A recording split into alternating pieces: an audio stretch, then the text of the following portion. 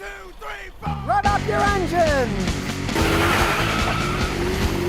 Now here's some interesting news. A next generation Mazda 6. And it's going to have a radical change. It's going to go back to the old rear-wheel drive, traditional sports car driving, and have an inline 6. Not a V6, but an inline 6. Now, it's not going to be for sale until 2022. It's going to have the longitudinal engine, goes parallel with your driving instead of the front-wheel drive perpendicular. And they're talking about it being a 48-volt hybrid system where it's using 48 volts to help boost power and regenerate stuff so they're more efficient. It's going to have the Mazda Skyactiv technology, and they said it's going to push about 350 horsepower. Now, realize that Mazda and Toyota, they're starting to do some technology together and share some stuff, so I'm supposing it's going to have some type of Toyota input on this. Now, I find it interesting going to a straight 6. Now, is it going to be a BMW engine? Because Toyota Supras, those aren't Toyota straight 6-cylinder engines, they're BMW. Maybe they're going to have BMWs. I know they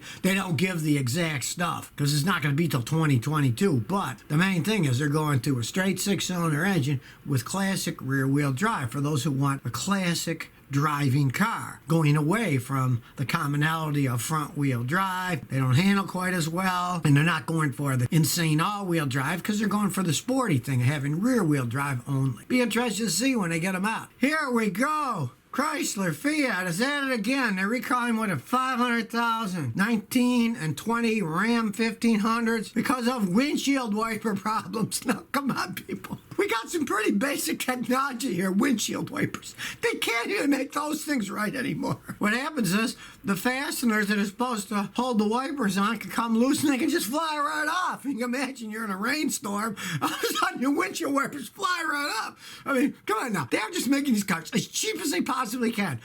When I was a young mechanic, you know what they had? The windshield wiper assemblies. They screwed onto the arm, right? They go on and there was a screw. You screw the screw on. Pretty solid. It's going to stay on. But of course now everything's plastic crap and they snap onto this. Now the fasteners break. And these are vehicles that are either 1 year old or no years old. They're 2020s. Really, you know, they're getting so cheap. And now they make these things to try to save a penny. They can't even make windshield wipers that hang on.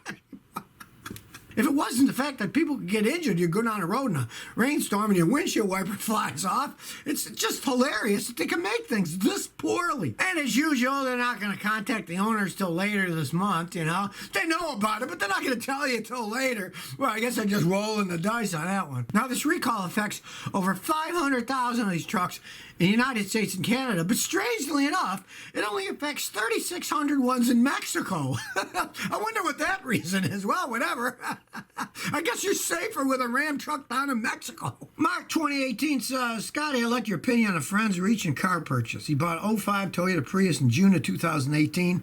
Supposedly had 123K, but it turns out it had over 200K by 2013, so I've been rolled back. It has issues. AC doesn't work, whining noise, hybrid battery service. A few days ago, he got a 2000 Camry with 101,000 miles, $4,000 out the door. He traded his Prius for $1,000. Do you think he made a good decision? He paid too much for a 20-year-old Camry, but it was a smart decision to get rid of that Prius. When they get that old, and so 2013, probably had 300-something thousand miles on it, is ready for the endless money pit with those hybrid vehicles. So he made a wise decision to get rid of it. He just paid too much for the Camry, but that's always going to happen. If you buy a car at a dealership, you're going to pay too much. It's just the way that it goes, especially if you buy it at that dealer. Now, maybe you can get a Ford at a Toyota dealer or a Toyota at a Ford dealer used car lot, and maybe at halfway decent price, but even then, they know what the things go for, and you're not going to get any kind of a good deal. But he made a smart move changing vehicles. Gabe's girl says, I just bought an 08 RAV4 V6 automatic, 120,000 miles from a Toyota dealer. The differential's making a whiny noise. The dealer mechanic says it's normal, nothing to worry about. Of course he said that because they sold you the car. My mechanic says it's a serious problem. The transmission needs to be replaced. The third opinion says I should drive it until it gets way worse and deal with it. What should I do? Well, one, you shouldn't have bought it in the first place. And you just bought it, and if it was whining,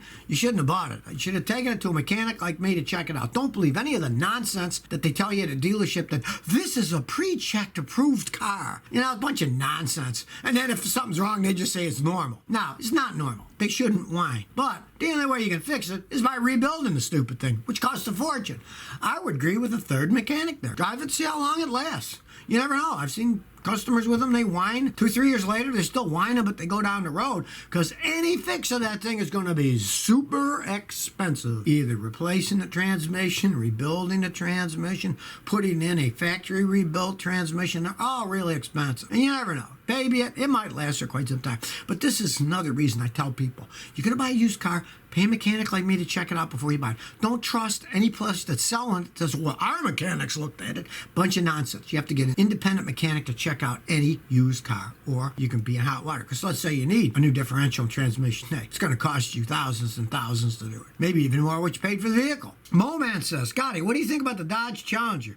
Okay, they are fast, insane driving cars, but of course, they're made by Chrysler. So they also become endless money pits as they age. You want a really fast, get one with a Hellcat engine, they are screaming cars. There's no arguing that. As they age, they tend to fall apart. I worked on one the other day. Transmission was starting to go out on it. Had 80,000 miles. It's typical. Guys rag them, really beat them hard, and they are fun to drive, but they have very low resale value as they age because everybody knows they fall apart. Nobody's going to pay that much money for a used one because they do fall apart. You know, you got a whole bunch of money, you don't care, you want a fast car, go ahead and get one.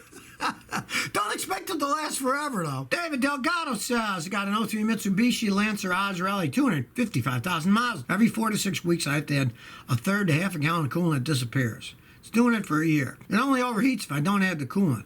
There's no leaks. I don't see anything. Let's pray it's a simple thing like, if you have a weak radiator cap, it will leak pressure and it will kind of vapor will come out, and over the course of time you'll lose coolant. You won't see it because it's just vapor coming out, right? But more often on those things with that kind of mod, your head gasket is on its way out and it doesn't seal perfectly. So now some of the coolant gets in through the head gasket into the combustion chamber and burns. It's obviously not completely blown because it wouldn't run right. But when they get small cracks, they can run perfectly fine and use a little bit of coolant. So odds are that's the problem. What you want to do, watch my video, how to tell if your head gasket's blown. Get one of those kits from Amazon if you want. They're $30. Do the test. You'll probably see the liquid will go from blue to yellow, showing that your head gasket is starting to blow. No surprise, you got 255,000 miles on a turbo.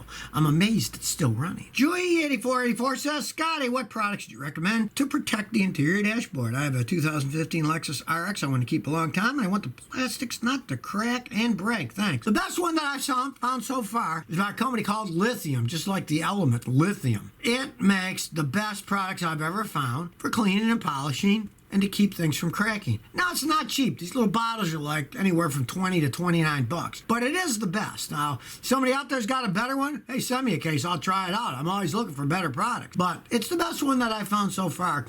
It doesn't stink, and whatever they got, those guys have a good mixture. Not only does it protect it, but it makes it look better.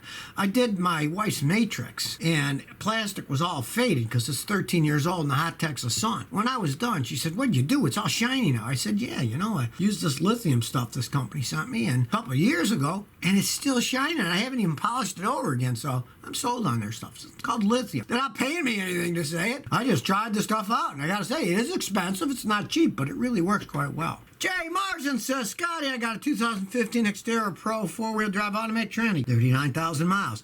Steering wheel shakes a lot on over 60. I noticed after I bought it. It has new tires. Could it be they weren't properly balanced? Yes, it often is. Let me tell you something. It kind of pees me off. I don't have a tire machine. I can't change tires. I'm not buying all that stuff. You have to sell volumes. I'm one guy. My own personal experience, not just my customers.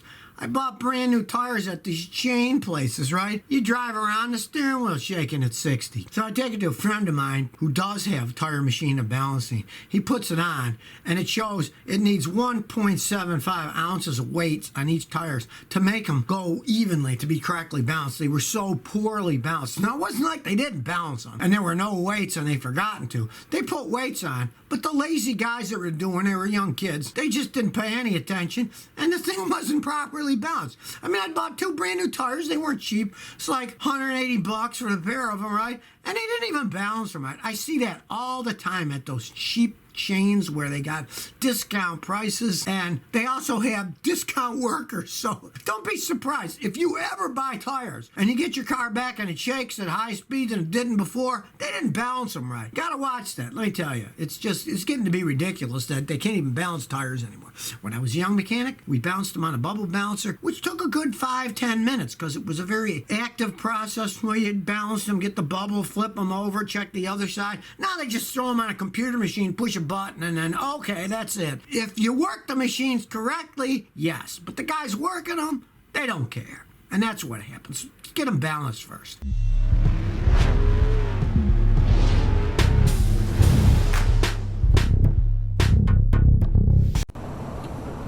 So if you never want to miss another one of my new car repair videos, remember to ring that bell.